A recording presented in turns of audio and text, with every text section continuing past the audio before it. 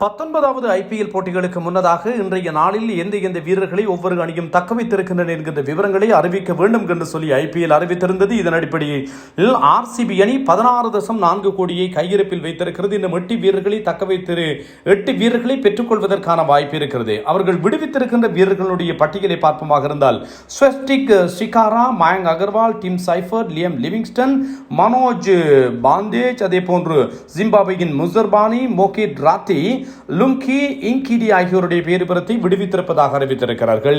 தக்க வைத்திருக்கின்ற வீரர்கள் அணியினுடைய தலைவர் Rajat Patidar, Virat Kohli, Devdutt Padikkal, Phil Salt, Jitesh Sharma, Krunal Pandya, Swapnil Singh, Tim David, Romario Shepherd, Jacob Bethell, Josh Hazlewood, Yash Dayal, Bhuvneshwar Kumar, Nuwan Thushara, Abhinandan Singh, Suyash Sharma இவர்களோடு ரசிக் சலாம் ஆகியோருடைய பேரிபரத்தை ஆர்சிபி தக்க வைத்திருக்கின்ற விவரமாக அறிவித்திருக்கிறது.